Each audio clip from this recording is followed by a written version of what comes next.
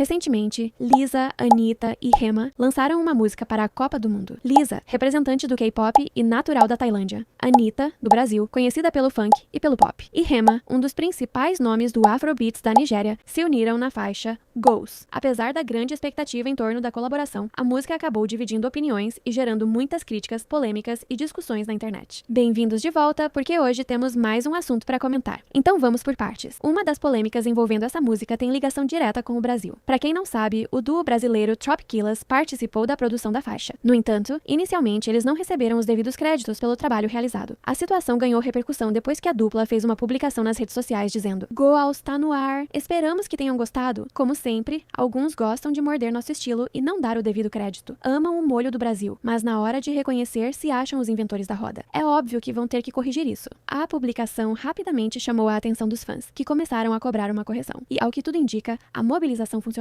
Pouco tempo depois, a FIFA atualizou os créditos da música no Spotify, adicionando o Tropicillaz como coprodutor na categoria de produção e engenharia de som. Após a correção, a dupla voltou a se pronunciar, afirmando: "Os créditos estão resolvidos e devidamente corrigidos. Sem o suporte de vocês, isso facilmente demoraria alguns dias." No fim das contas, a situação não se transformou em uma grande controvérsia, mas gerou bastante repercussão nas redes sociais. E vale lembrar que essa questão dos créditos não foi responsabilidade dos artistas envolvidos na música, mas sim da organização responsável pela distribuição e documentação do projeto. E agora, entrando no assunto que realmente causou barulho, a música em si. Além da letra ter recebido bastante hate, muitos internautas afirmaram que ela não remete e nem transmite a verdadeira essência da Copa do Mundo. Também tivemos críticas ao videoclipe, principalmente por conta da presença do Labubu como uma espécie de mascote. Mas vamos por partes. A letra recebeu muitas críticas por causa de versos da Lisa como: "Meu corpo, minha roupa, doses e mais doses. Compro a boate inteira, faço só para ter o que contar. Quanto custou? Eu não sei. O que é muito? E 40 mil? 50 mil? Isso é merreca." Além disso, não foi apenas a parte da Lisa que recebeu críticas. A participação da Anitta também foi comentada negativamente, mas nada comparado ao hate direcionado à Lisa. Muitos diziam que ela transformou uma música da Copa do Mundo em uma música sobre si mesma. Segundo alguns internautas, canções da Copa deveriam falar sobre união, coletividade e representar diferentes povos. Como exemplo, citaram músicas como Waka Waka, da Shakira, e Dreamers, do Jungkook. Mas, honestamente, eu não entendo todo esse hate direcionado à música e principalmente à Lisa. Ainda mais quando ele vem de brasileiros. E faço essa reflexão porque, enquanto muitas pessoas aqui estavam apenas julgando e espalhando críticas sem um embasamento real, a Tailândia estava apoiando a Lisa. O mesmo aconteceu na Nigéria com o Rema, ainda que em menor proporção. Agora, entrando na discussão sobre a letra supostamente não ter nada a ver com a Copa, existem interpretações bem diferentes sobre o significado da música. Em Goals, Lisa utiliza a repetição da palavra goals para criar uma conexão direta com o universo do futebol e, ao mesmo tempo, transmitir autoestima e padrões de excelência pessoal. Quando ela cita elementos como meu corpo, meu estilo, meus amigos e meu carro,